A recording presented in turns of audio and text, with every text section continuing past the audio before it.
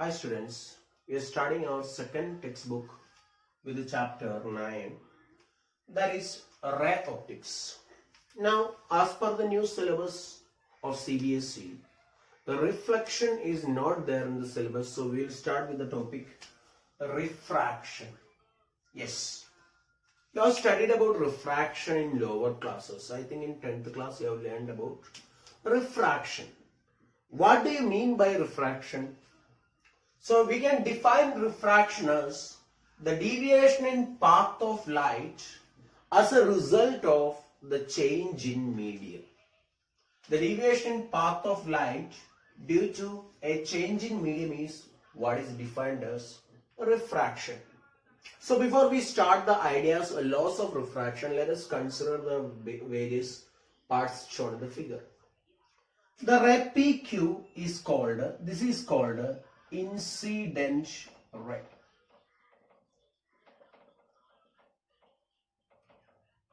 PQ is called incident ray. Now QN is called normal to the plane of incidence. Normal to the plane of incidence is QN. And QR is called refracted ray.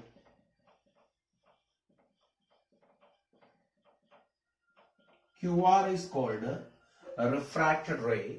The angle between PQ and the normal is called angle of incidence I, and the angle between QR and normal to the plane of incidence is called angle of refraction R. XY is the interface separating the two media. XY is the interface separating the two media. So now you can see here the incident ray you can see on the board, normal you can see on the board, QR the refracted ray you can see on the board, which means incident ray, refracted ray and normal to the plane of incidence all are present in this board, and we know that board is a plane. That is where we will study the first law of refraction, the incident ray, the refracted ray and the normal to the plane of refraction all lie in the same plane. All lie in the same plane. The incident ray, refracted ray and normal to the plane of refraction, you can see everything on this plane. So that is where the first law, same as the law of reflection you learned in lower classes. Now the second law is called Snell's law.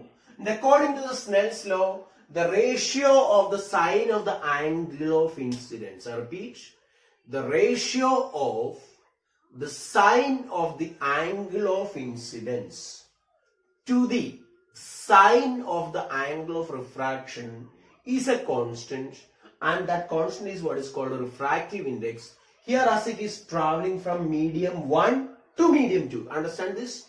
Is traveling from medium 1 to the medium 2. Sin I by sin R is equal to N2 by N1, which is represented as N21. So my question is, what is N21 is equal to? N21 is equal to N2 divided by N2. N1, sorry. What is N2?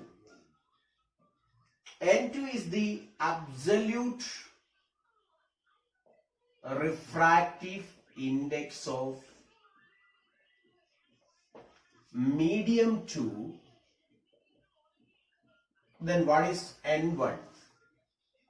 N1 is absolute refractive index of medium 1. The question which I am then asking you is, what is the basic definition of a refractive index N? Refractive index is generally represented with N. Mu is also a symbol used for refractive index. The basic definition of refractive index N is C divided by V. The refractive index N is equals C divided by V. What is C? Speed of light in vacuum.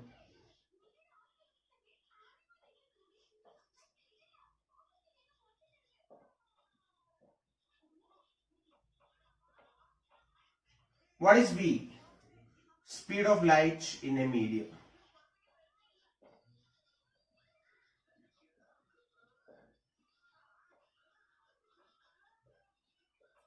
Generally, or the refractive index of the absolute refractive index of a medium is greater than or equal to 1. Because in free space, the refractive index is 1.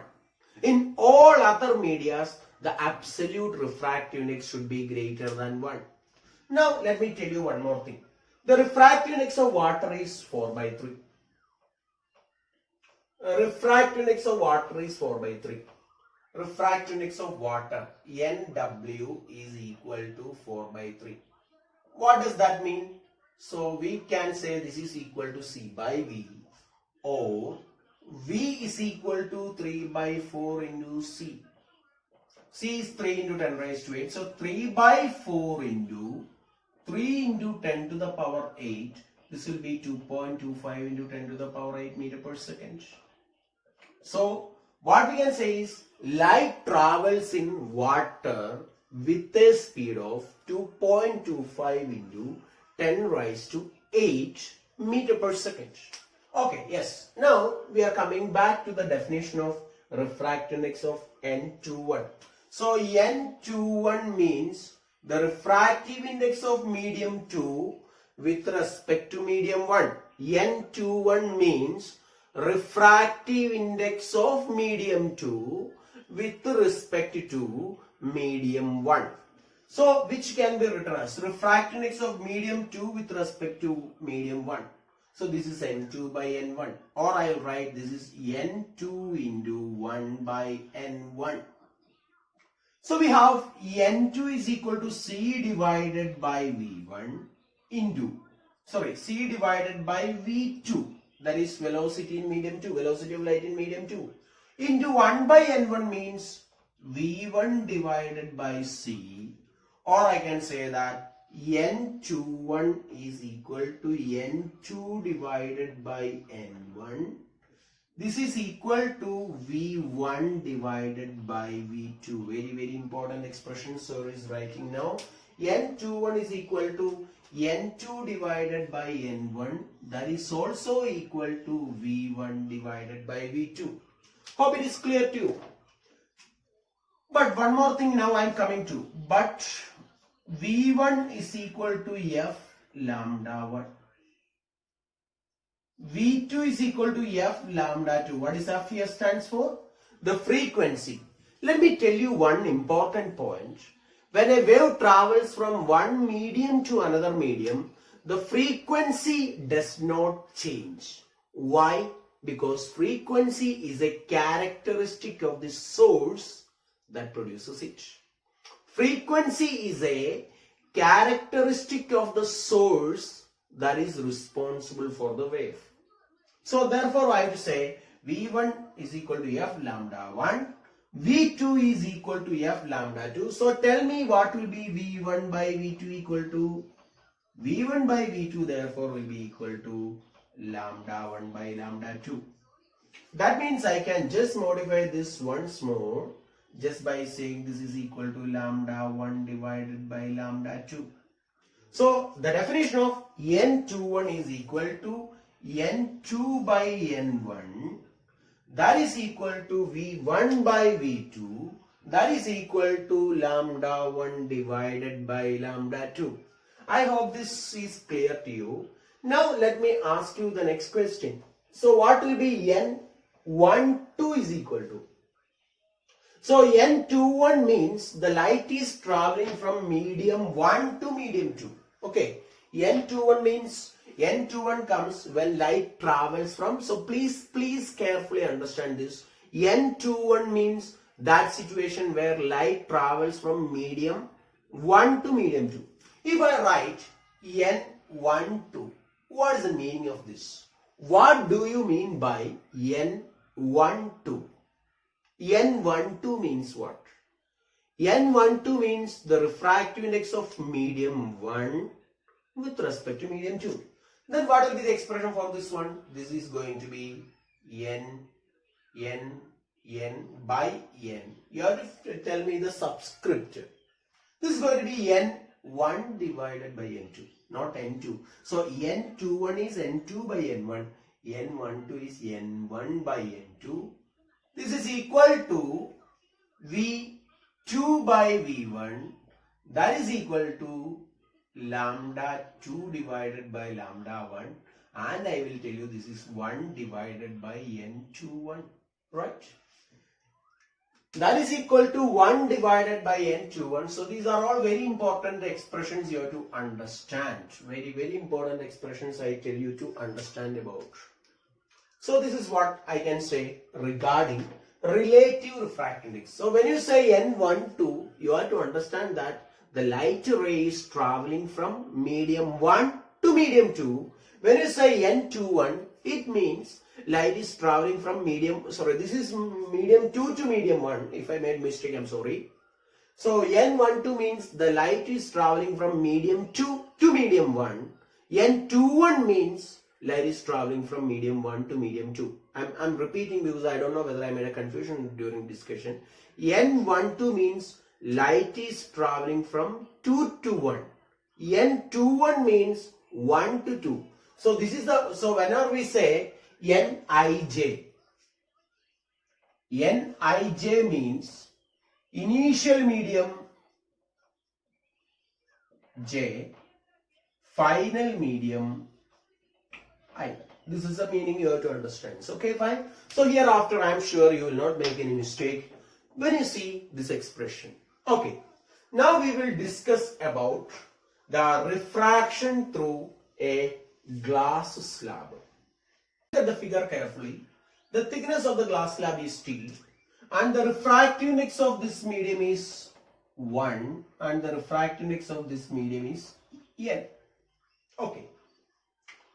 PQ is the incident ray and I is the angle of incidence. The ray undergoes refraction, so this angle is going to be R. I hope there is no doubt in that. Then my question, what will be this angle going to be? This angle. If this angle is I, these are opposite. This I plus this angle plus this angle should be equal to I because they are opposite angles. Obviously, if I say this angle is delta, I can say R plus delta is equal to I or delta is equal to I minus R. What is going to be this angle? They are alternate interior angle. This is also going to be R. If this angle is I, this angle is R means when this angle is R, this angle must be I. That is what is the principle of reversibility of light says. So this comes from here, this angle is R and this goes out will be I. Because you have to think the converse also. If the light is entering from here, this angle is I means this angle should be R. This angle is R, correspondingly this is I. So which means when refraction through a glass slab takes place, the most important thing you have to say is that incident ray is parallel to emergent ray. In this case, the incident and the emergent rays are parallel to each other. The incident and emergent rays are parallel to each other. In this case, let me tell you, incident ray and emergent ray are parallel to each other. Now let us take the consideration of a triangle here, please. So we want to find out the distance x. Here distance x is called a lateral displacement. Distance x is called a lateral displacement. Okay, so we will solve it. Consider the triangle QMR. Consider the triangle QMR. In this triangle, what is going to be cos R is equal to cos R. Cos R will be equal to QM divided by QR, right? That is T divided by QR. QM is equal to T, this thickness of the glass slab. Or from here we get QR is equal to T divided by cos R. Now this angle is 90 degree because I have dropped a perpendicular. Take the triangle. Now consider the triangle QNR. And may I ask you the question, considering the triangle QNR, and if I ask you the question, what is what is sine delta is equal to? Sine delta, that is, I want to find out x. X is the opposite side, so I consider sine delta. Sine delta is equal to x divided by hypotenuse is QR. Or x is equal to QR sine delta. But what is QR is equal to? T divided by cos R into delta is I minus R, which implies sine I minus R. So your answer for lateral shift x is equal to T into sine I by I minus R divided by cos R. Now it is important to find out cos R when it comes to the real situation. For that purpose you can use the formula n is equal to sine I divided by sine R. N is equal to sine I by sine R can be used to find out the value of sine R. Once you get sine R, you can easily find out cos R. Let us consider the case of real depth and apparent depth, an application of refraction. Consider two media of refractive indices N1 and N2, and object is placed in a medium of refractive index N2. For as per the figure, you can see that N2 is greater than N1, but just saying N1 and N2 as the refractive indices of two media. Okay. Now consider the triangle ABC. You can say tan I. I said normal incidence.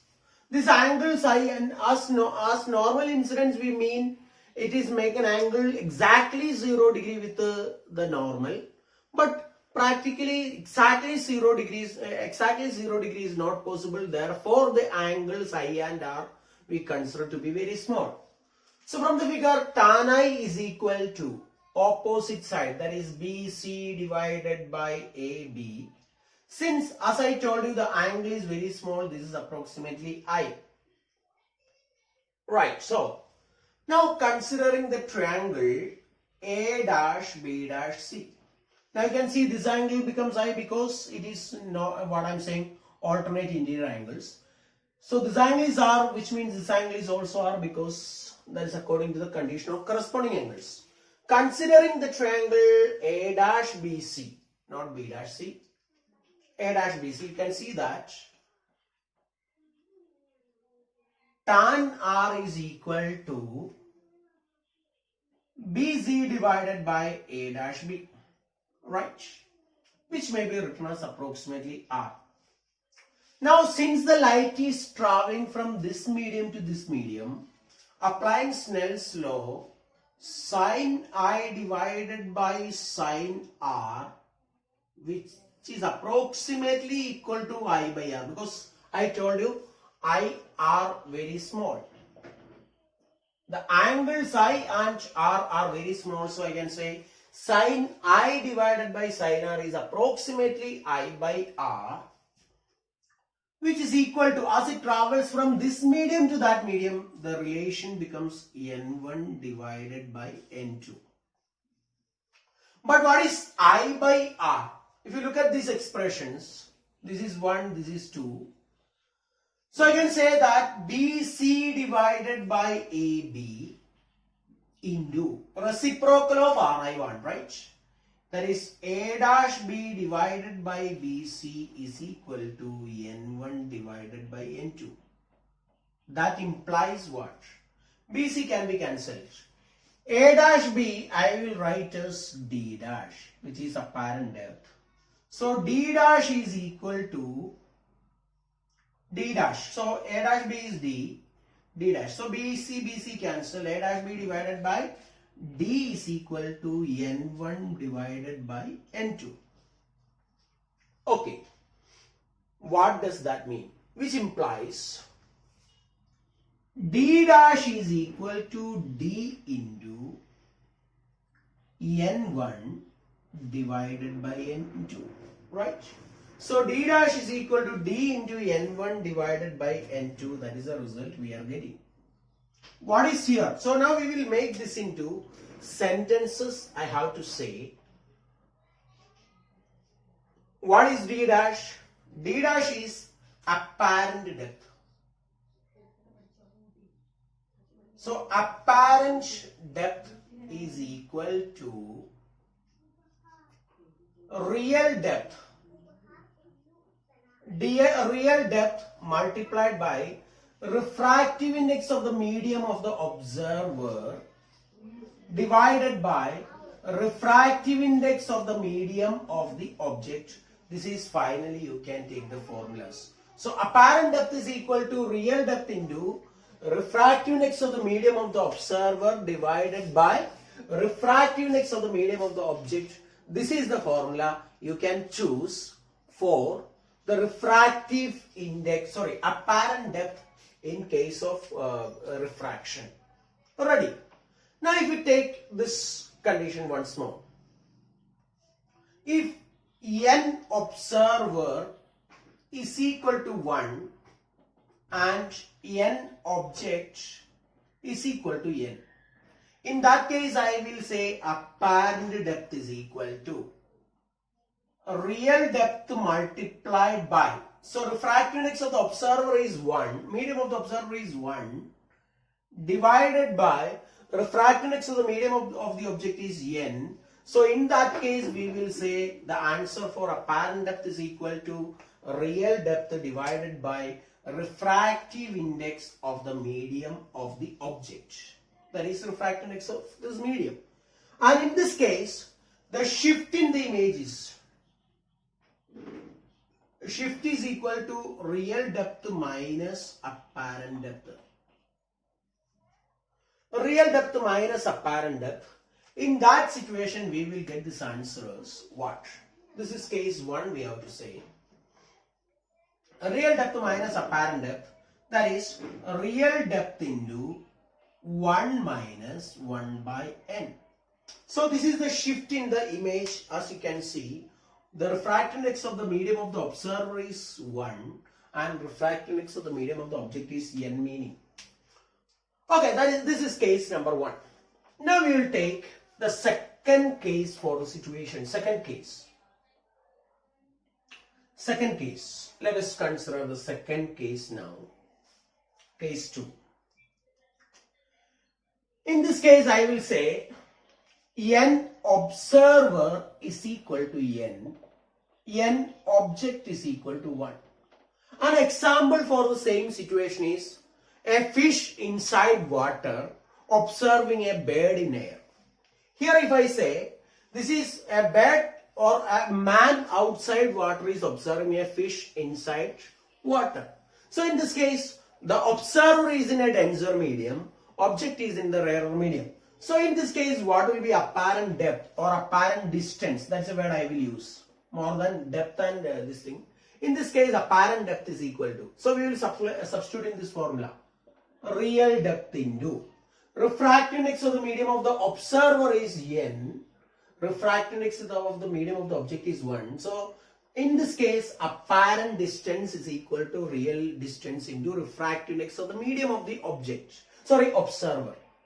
In this case, what will be the shift? We have to say shift in the image. So in this case, we will take the formula apparent distance minus real distance, because here real distance was greater. Here real distance is greater than apparent distance. In this case, apparent, which implies in this case apparent distance is greater than real distance. So in this case, I will say the shift is equal to apparent distance minus real distance. So this is real distance into n minus 1. So this is the shift produced when the object is in air and observer is in a medium of refractive index n. So please understand these two relations. I have to say an example for this situation is, if you consider an example, bird observing fish. This case example, if I say fish observing bird. This is the apparent distance from the surface only. These are apparent distances from the surface. Apparent distance from the surface of the liquid. This is apparent distance from the surface of the liquid. That means in order to get the total distance, you have to take the distance of the fish from the surface plus apparent distance of the fish bed from the surface. So total distance. In that case, if I say, if you take the first case, I can say this one, right? So suppose that this is water and say there is a fish located here and here is a bed. This distance I am saying x, this distance is y. So in this case we can see that the distance of the fish estimated by the bed, distance of fish, case 1, distance of fish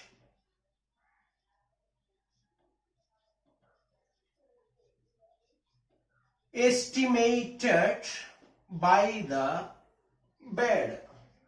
Distance of fish estimated by the bed is equal to, so distance in the air is x plus apparent distance of the fish. Apparent distance of fish in water. This is equal to x plus, this distance comes out to be y divided by refractive index of water, that is n.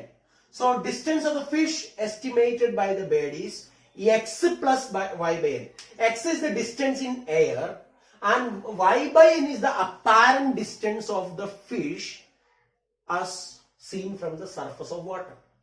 Now similarly, if I take the second case, what? Distance of the bed. Distance of the bed